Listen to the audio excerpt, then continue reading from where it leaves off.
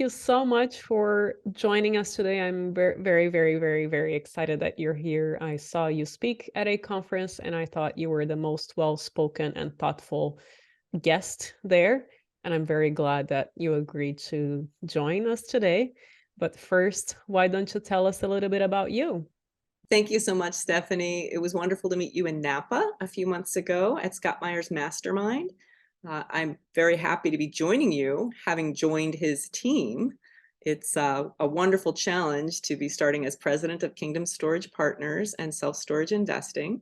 I've always admired the organization, and to be a part of it now is really, for me, it's very exciting because there's so many resources here that are really ready to scale and ready to grow. And it connects to the passion that I've always had to help small businesses succeed and grow and be profitable. It's hard. It's hard these days with industry consolidation and fierce competition and a world of digital marketing it takes real expertise to succeed in. And so I'm just really glad to be in a new spot in the industry now. I've loved the industry for decades. I've been in it for over 20 years.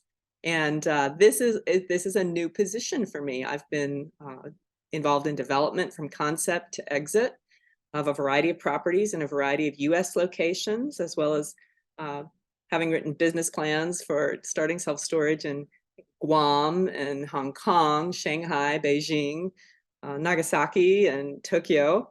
And then also did a lot with associations over the years and built a national brand as well as a protection plan. And so to be here now with Scott Myers and his companies is just it feels like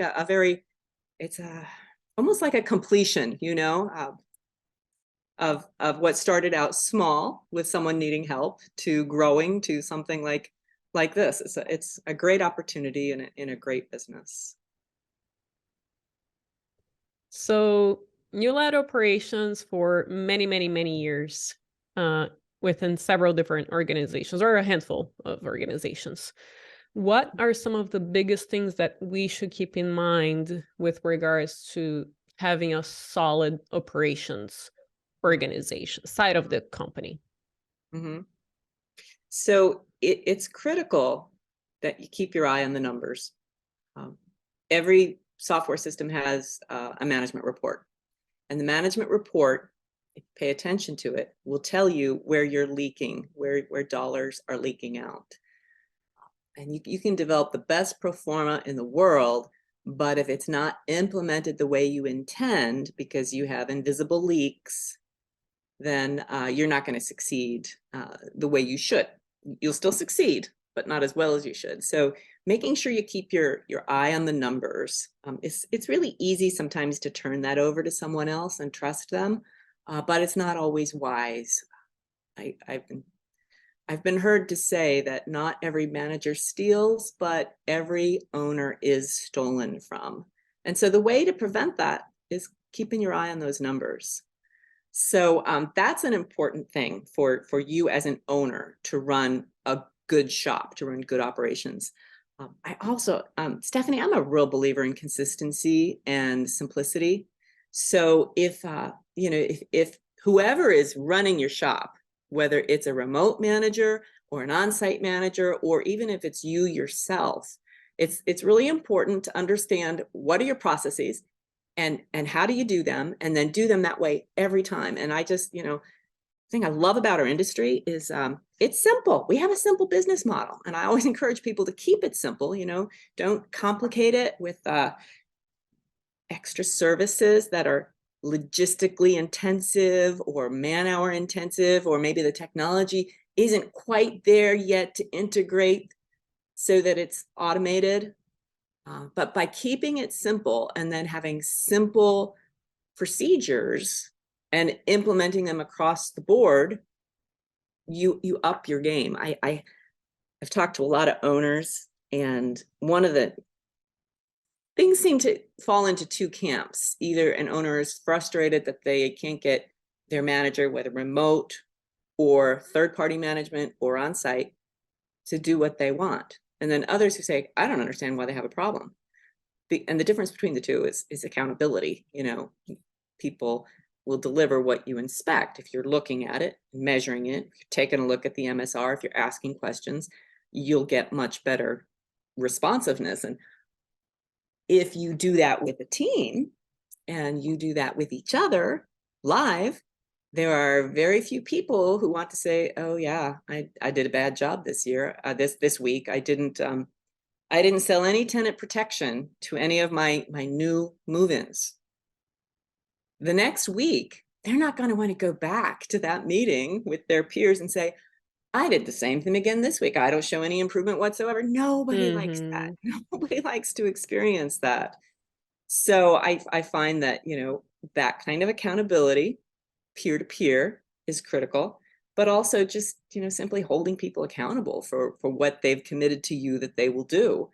That will close your leaks. It'll pick up the money that has been left on the table.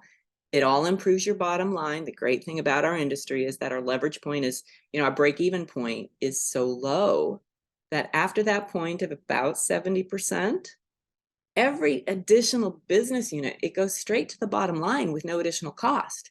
Every additional rental, every additional protection plan or insurance plan sold, everything that you can sell just goes straight to the bottom line after you've taken care of your cost of money, your cost of land, your operating expenses. That's the glory of this business. That's why I love it so much, really, that it's a simple business model. It's got a low break-even point, and people like you and me can still get in. You don't have to be the owner of Exxon to get into self-storage.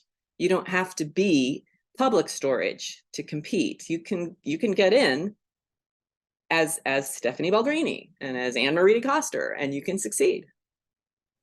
Does that answer your Well question, said. Steph? Yeah, this is great. And wholeheartedly agree. And actually, Robert Kiyosaki, the author of Rich Dad, Poor Dad, when you answered earlier about keeping an eye on the numbers, that's exactly what he says. Do not ever get your eyes off the numbers. Right. You don't, that's not something you subcontract out. You always look at the numbers. I know an owner who's he's well into his 80s now, and he talked to his man. This is in the old days when everything was run by a manager. He talked to his manager every day. He was, they were his best friends.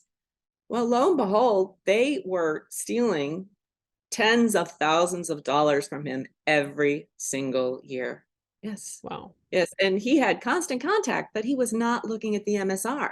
He wasn't looking at the management summary report to see that, there were a lot of credits that shouldn't have been given, and there were a lot of fees waived, and there were mystery units, and 20% of his square footage was not accounted for on the MSR, and all of these places where the money leaks out. Yeah. And if you're going to buy a property, I've always encouraged folks who are buying an existing property, as soon as they get there, the first thing they need to do is check every unit. What's in it? Is there a lease? Is the lease signed? And then you can identify your mystery units, the money that was going into somebody else's pocket. It was rented off the books, or, it's just somebody's friend and money was never collected, or there's a rural Arizona property where I think that there were only about 150 units, and the former manager had filled 40 of them with stuff, with junk. 40 units out of 150. On that note, you have hired several people over the years, and that is, I think, companies' number one priority to focus on how to hire the best of the best. What are some things that you look for when you are interviewing someone for either a low-level job or a high executive job? That's one of the hardest things today, isn't it? It's just it's a market where it's very difficult to find the kind of people that that we are, and that we used to be very common, I think, in the workplace. Pursuing excellence, committed to doing a good job. Certainly you go to work every day, you show up, you understand that, compassion is important, that caring about what you do is important. And so those are the things that I look for. And in the process of talking with people, suppose we've gotten through the initial checks. When I'm talking with people, I try to understand what their values are and see if there's an alignment of values. I've found in life that if you're very clear on your values, then you establish your priorities based on your values, and then your decisions line up with that. Doesn't mean decisions are easy, but they line up with that. So if you're talking with someone and you can tell that they don't value people, and if valuing people is important to you because you want people who rent from you to give you 5-star reviews because you cared enough to make sure they could access their Christmas presents on Christmas Eve to put them under the tree on Christmas morning. I can only hear that story already. It actually happened. And it happened have because no doubt. someone cared. There was a tenant who was calling, and you're supposed to have 24-hour access. And now it's 10 o'clock on Christmas Eve, and I hid my Christmas presents here. And a chief of staff saw the alerts and answered the phone and got someone there to open the property because she cared. She did it because she cared. I look for that. And so I ask questions that force choice and priority. One example is if we operate with deadlines, and attention to detail is important. Tell me, how do you operate, and how do you manage those two? Like if you're running out of time, which do you choose? And then their answer tells you what their value is. If their answer suggests that they would choose the detail over the deadline, but it's time to auction, you can't miss the auction deadline unless you start all over again. But if the detail is not adequately taken care of, you may be auctioning against the law. So seeing how they answer a question like that tells you, how do they think? How do they make decisions? What would they choose? Is this a choice that would put my business in trouble legally? Is this a choice that would go well with the customers? Is this a choice that would give me 5 stars or 1 stars? Yeah. Those I was going for detail. I'm glad I got the right answer. Detail. Well, unless it means that the deadline is Christmas morning, and you can't you can't enable the tenant to get to the present. Sometimes time is more important, but it depends on what the situation is. If you're running a school system, and if you paid attention to detail, and because of that you missed a deadline, and that meant a kid didn't graduate from high school, well, that's a bad decision. But if you were so bent on meeting a deadline that a kid fell through the cracks and didn't get, the special education he or she needed, well, that's a time when you should have chosen the details. And so I look for critical thinking, and I know that I don't think our education system does a great job in teaching critical thinking, but I do believe that it still exists, and it can be cultivated. It can be strengthened. And we all have a chance to do that. And when we do that for each other, we make that person stronger in every area of their life. Exactly. So does that answer your question about hiring people? Thank you. Awesome. I believe in a probationary period too. That within 90 days, it's very clear. You can probably make a decision within 30. And I believe in hiring slow and firing fast. Oh, my favorite sentence as well. I agree. It doesn't get better. No, it doesn't. It doesn't. And you take a good hard look at the interview, and that's the best it's ever going to be. And if that's not good enough, don't choose someone just because they're just because they breathe. Or because you have an emergency spot that you need filled. Right. It is not worth your time. No, it's not. And on that note, being in the Bay Area, you see all these huge organizations like Facebook and Google. They have a certain company culture that they cultivate from the beginning, where you can see that everybody's a professional, and they're kind of very similar in the way that they behave. Do you have any tips for creating a great company culture? And I'm also aware that it has to start with the very first employee. How Right. can one set up themselves for success in a very early stage or late stage? Culture certainly flows from the top down. And another sentence you probably like a lot is they don't care what you know until they know that you care. And a lot of that is conveyed with being really clear on your values, your core values as a company. So you know what you're about, and then you know what your core value. So what you're about is your mission, and then your core values are, the customer care, uh, bottom line, and those are enough in running a property.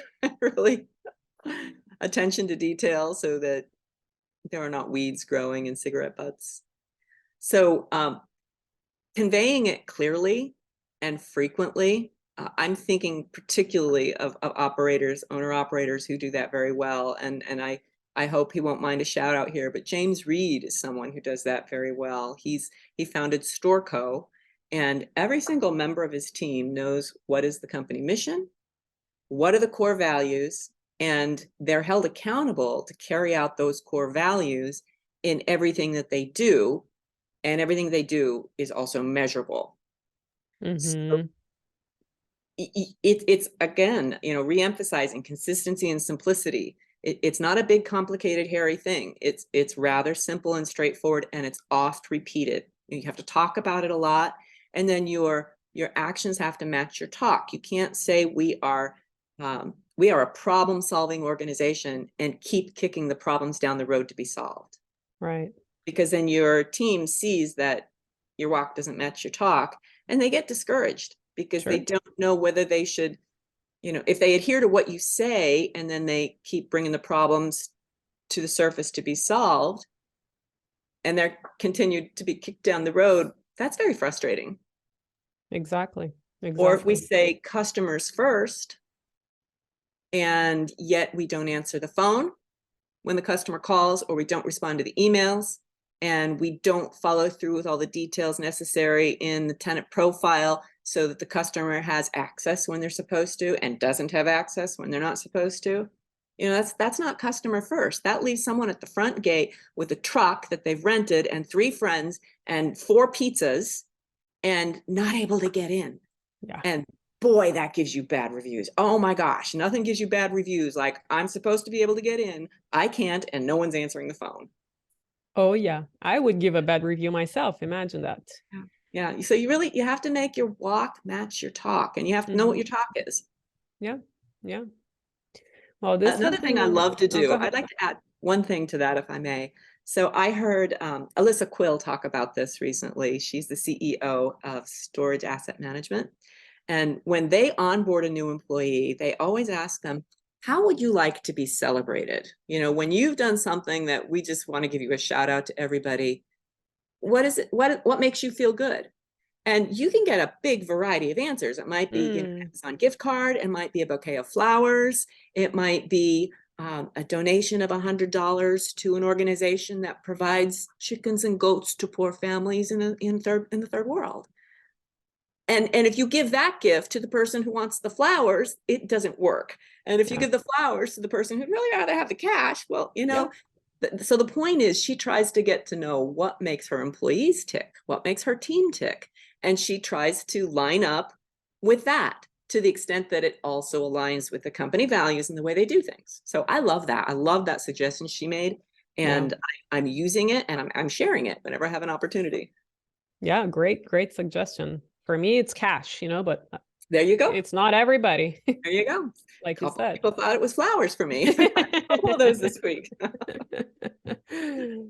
Is there anything else that we haven't covered that you think is important for our audience to know? Well, I am a very happily married mother of 4 sons with a wonderful golden retriever, and Oh, aligning. So that's, for me, that's an example of my values, my priorities, and my decisions, because I didn't want to subcontract out raising my kids.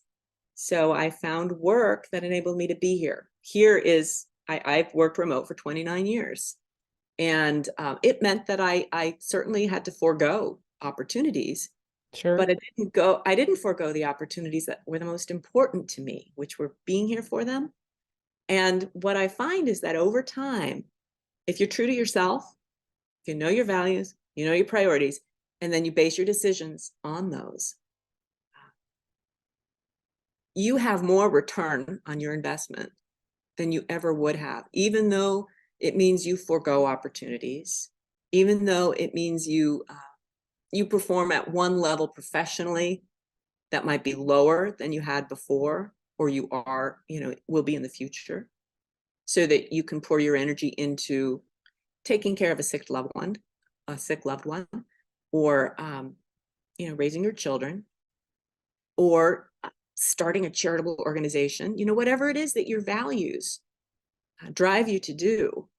So I would encourage people to really be clear on that, not only for their companies, but for themselves, and then to live them out and play the long game, because in the end, it's all going to be worth it. And you're not, like Barbara Bush said, you're not going to miss one more degree. You're not going to miss one more business deal closed, but you're going to miss time with your loved ones. Yeah. Well said. I really appreciate you, and thank you so much for coming here today. How can our listeners get in touch with you? Well, I am at Self Storage Investing. You can reach me at Anne Marie at Self Storage Investing, and I can give you my phone number. We can maybe put it in the description, or is that the best way to do that? Okay, so I'll give my Yeah, phone we'll number put it and under. my email address. And I'm also on LinkedIn and Facebook, and you can find me there as well. And I have a strange spelling of my name, so you'll have to check it out in writing. Copy paste. Yes. Well, and thank you so much for making the time. I really, really appreciate you coming over. Thank you. It's been a pleasure, Stephanie.